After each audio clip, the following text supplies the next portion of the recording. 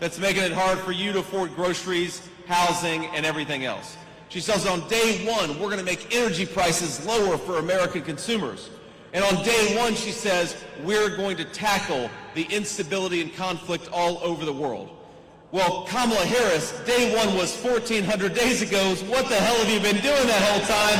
Why don't you get to work instead of just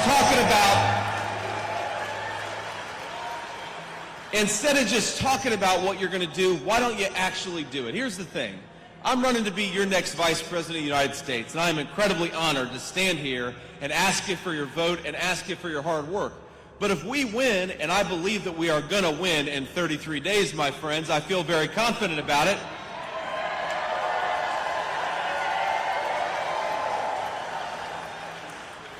But when we win, the American people will have given me an awesome responsibility to represent them on the world stage, to advocate for Donald Trump's policies, to work with Congress to get things done for the American people. You know, I get sick of having a Vice President of the United States for 3.5 years pretend that she bears no responsibility for all of the policies that have made this country weaker, less prosperous, and less secure.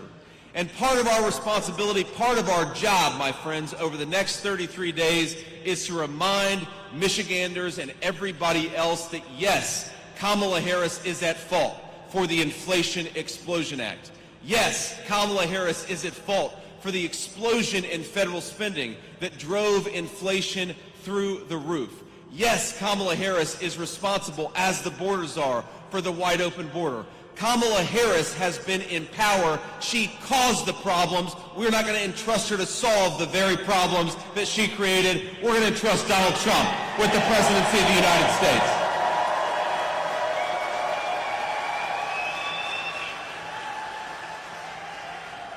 Now let's talk a little bit about manufacturing, because I know we've got a lot of employees and a lot of family members who work with Visioneering, a great American aerospace company.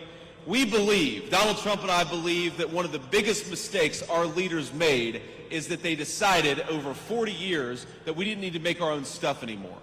And this company stands as a proud and stark contrast to that, because right here in Visioneering, you've got 350 American workers that are making great American products. We're proud of you, we're going to fight for you, and we're going to build on that great track record.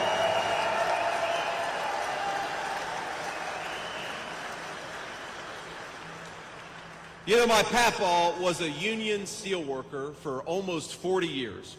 And the steel mill that employed my papaw had almost 10,000 jobs at one point. Now it's got about 2,000 jobs. And the steel mill, we're one of the lucky ones, because a lot of those great American steel producers, they didn't just shed 8,000 jobs, they went out of business altogether. And why did they do it? They did it because other countries used literal slave labor to undercut the wages of American workers and destroy our industries. And Donald Trump, if we stand for anything, we stand for an end to that practice. We're going to build more in America, we're going to manufacture more in America, we're going to make more in America, and we're going to do it with American workers and build American prosperity in the process. That is our promise.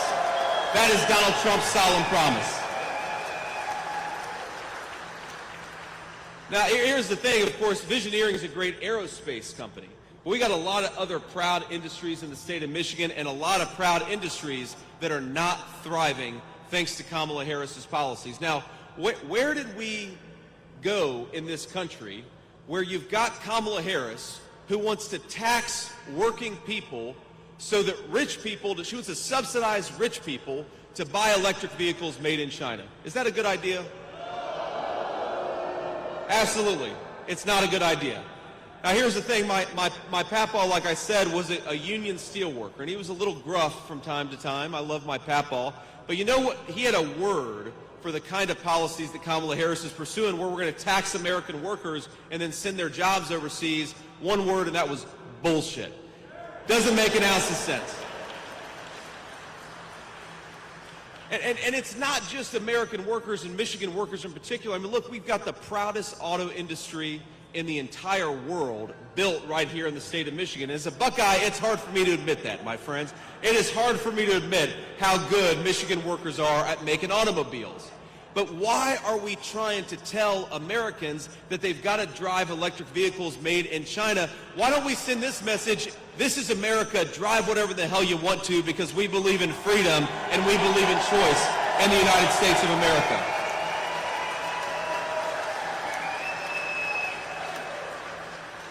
And look, if we pursue those policies that say, yeah, if you want to drive an electric vehicle, by all means, drive an electric vehicle. But if you want to drive a Michigan-built, gas-powered car, that is your right, and we're going to support your choice to do whatever you want to do, and we're going to build prosperity for Michigan workers in the process. But thanks to Kamala Harris's policies, this is a person who loves to pretend that she stands for American workers. Well, nobody stood as strongly and as proudly for American workers than Donald J. Trump. He did it for 4 years, and he's going to do it again.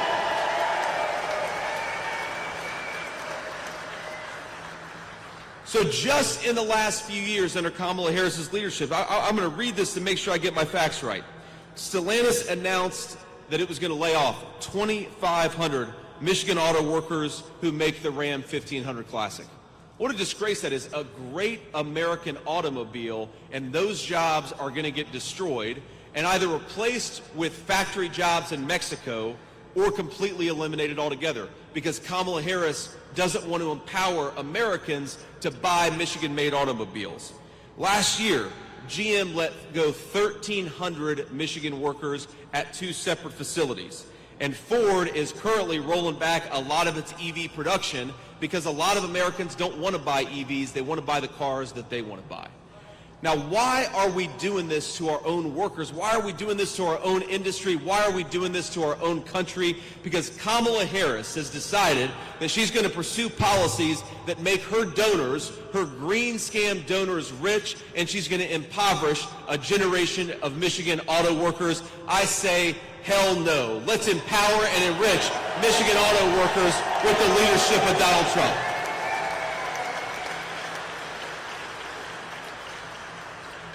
Now, look, this is not just about, 2,500 jobs, my friends. That's not just a number. Think about that. That is 2,500 American families that have a family supporting wage, and that disappears thanks to Kamala Harris's policies. That's 2,500 moms and dads. They're going to have financial stress they didn't have before because of Kamala Harris's policies. That's 2,500 families. They're going to be worried about putting food on the table or paying heating bills, because we all know it gets pretty cold up here in the middle of a Michigan winter. That is 2,500 families made to suffer, not because of an act of God, not because of something that happened accidentally, but because our own leadership failed to do its job. And if this election is about anything, it is about getting back to some common sense economic principles that put American citizens, American workers, and American consumers first, and that's exactly what we're going to do. Every single day, that's why we exist, is to serve you, not to destroy your jobs like Kamala Harris. Now, of course, remember, the promise that was made, and Tim Walz made this argument last night, and one of these things that really, really annoyed the hell out of me is he said, well, look, here's this economist who says that Donald Trump's plans are going to lead to higher inflation. Well, first of all, Tim, Donald Trump was already president for 4 years. We got rising take-home pay and lower inflation, so I don't think those economists know what the hell they're talking about. But even if you ignore the evidence of what Donald Trump did in office, look, what these economists are saying is that if we ship our entire industrial base off to countries like China, it's going to make American workers richer somehow. It's going to make our goods cheaper somehow. Well, we've been living through the inflation of the last 3.5 years, and we know that when we make our country less self-reliant, when we pursue the policies that Kamala Harris says that we ought to pursue, it makes Americans poorer. It drives up the cost of food and of housing. It makes our country less prosperous, and it makes our nation more dependent on people who don't like us to make the critical stuff that we need. We got to get rid of that. Stop listening to the economists and start listening to common sense in this country.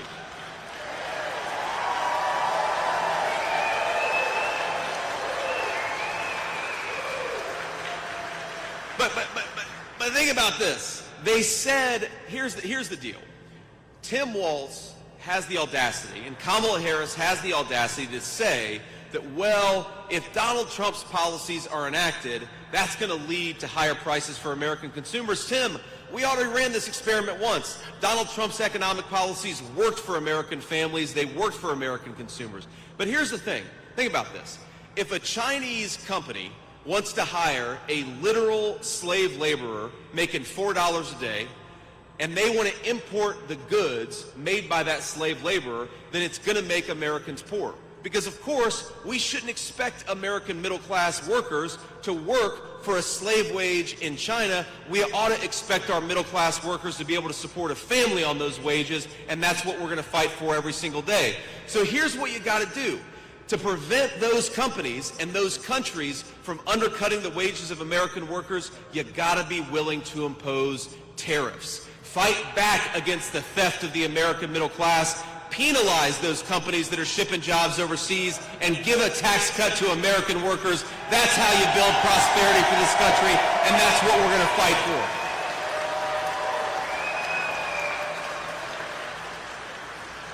And let's just recap what Kamala Harris's policies have actually done. The average Michigan family is spending over $1,000 per month to pay for what they could have bought 3.5 years ago. That's $12,000 a year, a hidden tax of $12,000 a year just to be able to buy what you could have bought 3.5 years ago. That's not pro-working people. Kamala Harris has presided over policies that have seen the cost of housing go up by over 50%. That is not pro-working families. She's seen policies that have seen the cost of eggs go up by more than double. Gallon of milk is now about $4 in the state of Michigan. Groceries are up 25%. Kamala Harris's leadership has been tried and it has been found wanting, and Americans, we want to get back to common sense. We want to be able to afford a nice living, a nice house for our families, and to do that, we have got to elect the common sense leadership of Donald J. Trump, and that's exactly what everybody in this room is going to do.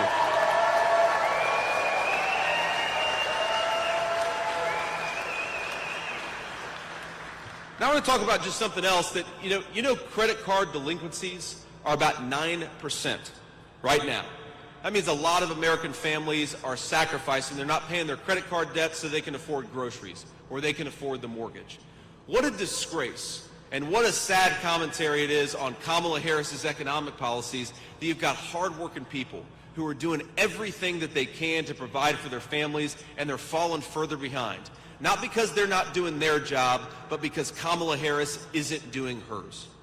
So, and ma'am, you're right. Kamala Harris doesn't care about this because she doesn't understand, because she doesn't talk to anybody.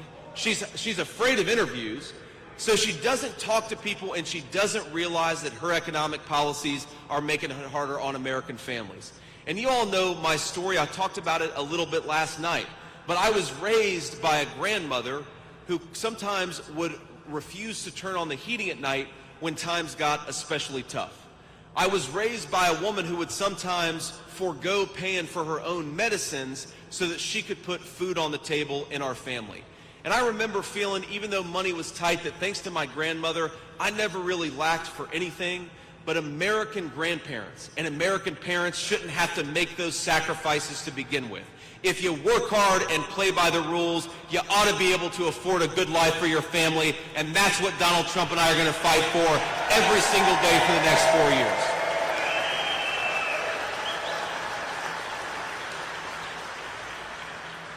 And I want to talk about one more issue. We're going to, of course, take a few questions from the reporters, but I want to talk about one more issue.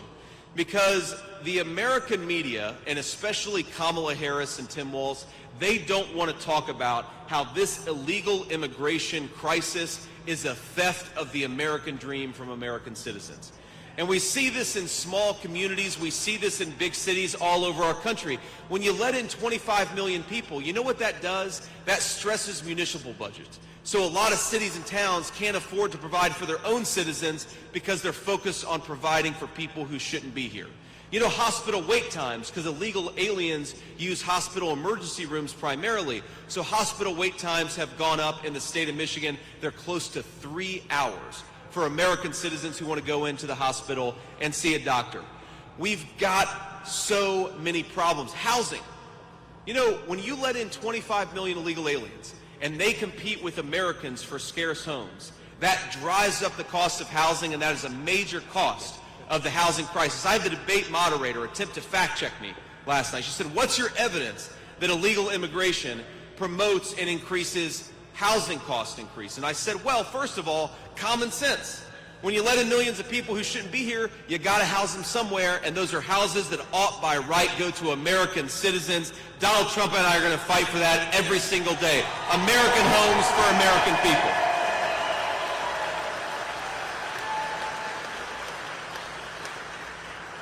But there's also, to talk about Tim Walz's economist that he loves to cite, our own Federal Reserve has commissioned a study that shows that when you let in a lot of illegal aliens, it jacks up the price of housing.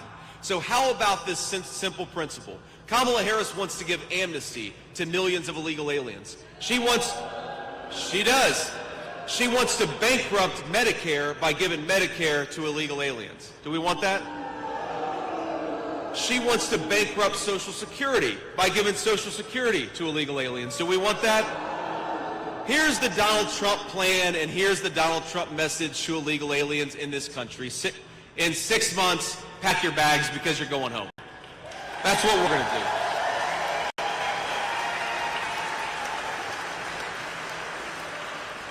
And you know, you heard this a little bit last night. You hear a lot of talk about compassion when the issue of illegal immigration comes up. Well, let's talk about compassion.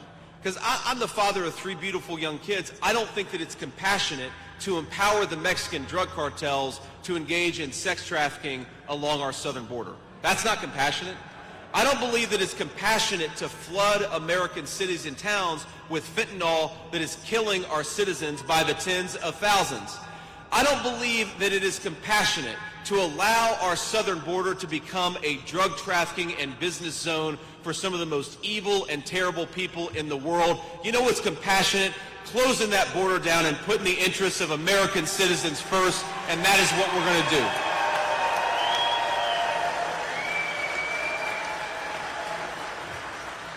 You know, because these guys, they love to talk about threats to democracy. Well, as Donald Trump will often remind you, he took a bullet for democracy, so I don't think that any person can accuse the guy of doing anything other than fighting every single day to make this country more prosperous and to make the world more peaceful. But when the media talks about threats to democracy, you know what a threat to democracy is? When you have Kamala Harris running for president despite not earning a single vote from Democratic primary voters. That's a threat to democracy. You know what else is a threat to democracy? When big tech firms and major American companies and big government censors American citizens and deprives them of their voice in the town square. That's a way bigger threat to democracy than anything else going on, and we're going to stop it right away. Because look, I genuinely think this is one very big difference between Kamala Harris and Donald Trump. Look, I disagree, of course, with Kamala Harris. I disagree with Governor Walz. I disagree with a lot of the folks who support him, but I would die fighting to defend their right to speak their mind, even if I disagree with it. And I think every single person in this room believes that because we believe in free speech.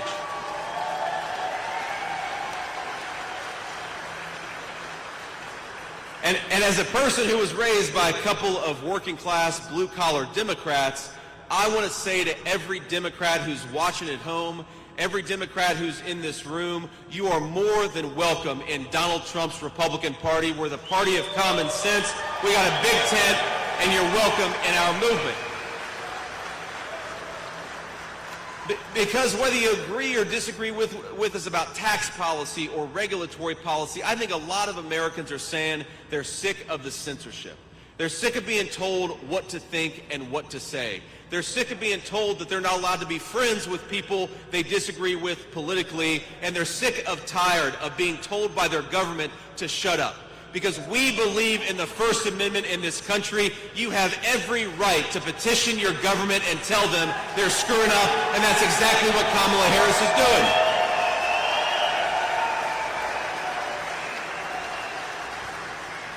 And that's why Bobby Kennedy endorsed Donald Trump. That's why Tulsi Gabbard endorsed Donald Trump, because we believe in persuading our fellow Americans and not silencing them. And that is a big difference between Donald Trump and Kamala Harris. You hear these people talk, and Governor Walz mentioned this yesterday. He talked about you can't shout fire in a crowded theater.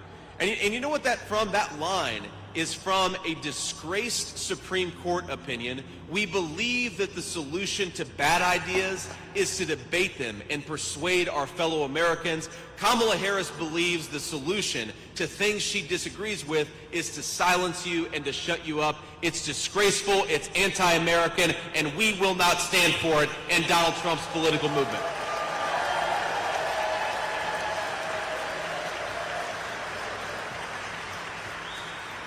So I want to close before I take some questions from the media, and I just want to remind you that we got to look through Kamala Harris's lies. She talks about all these great plans that she has. And look, some of them she straight up copied from Donald Trump. So some of them I'm like, Kamala Harris, that doesn't sound that bad. You went on DonaldJTrump.com and copied and pasted it. She's going to put on a red MAGA hat, next thing you know. But look, if you've got all these great ideas, Kamala Harris, I've got a message. Why don't you try them right now? Because you're the sitting vice president and you haven't done a damn thing for American workers or the American people.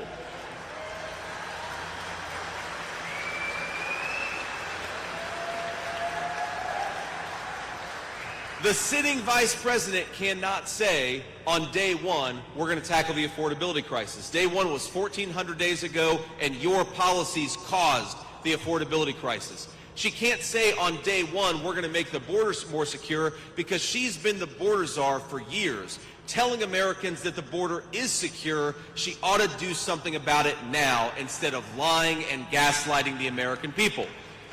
She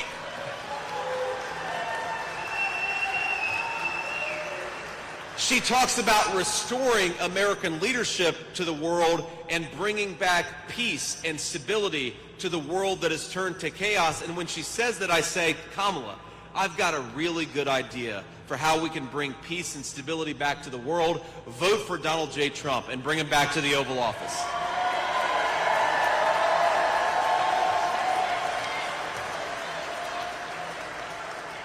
So to all of you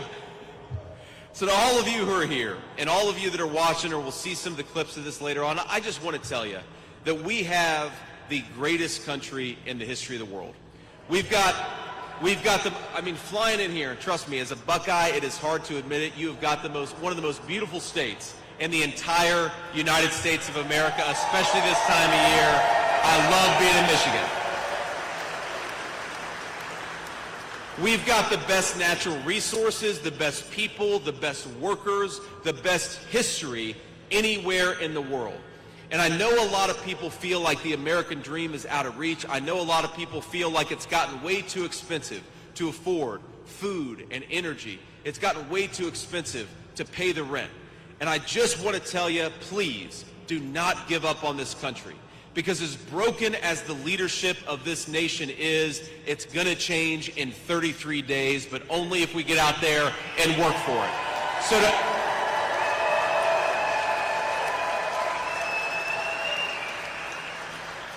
So to every American out there, we're going to bring back the American dream. We're going to bring back affordable groceries. We're going to make housing and rent possible to afford for normal American citizens. We are going to cut the border crap out and close down that border. We're going to bring the American dream back, but only if Donald J. Trump is back in the White House. We got 33 days. Let's make it happen. Let's fight for it. Let's work for it, and we're going to make him the next president. So let's take a few questions from the reporters, and I always like to start with the local reporters first, and then we'll do to the national folks if we got time afterwards.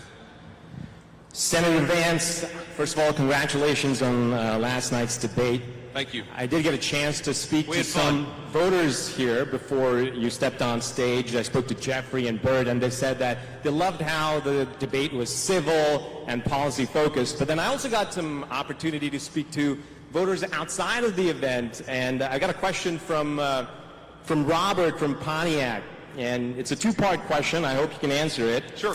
So the first part is, with issues where Americans are divided, if elected as the next vice president, how will you bring folks together, especially from the other party? And if there is an issue you disagree with Donald Trump, how will you make your voice heard for the people? Well, so you said the person who asked that question is named Robert? Correct. So my message to Robert on the first question is, look, I think that the reason this country feels so divided is because of failed leadership and nothing else. You talk to, and look, I genuinely believe this. With a lot of folks who are going to vote against me and Donald Trump, there are a lot of people out there who are fundamentally good human beings, but the leadership of the Democratic Party, Kamala Harris, is an absolute disgrace. And here's the way, again, why do we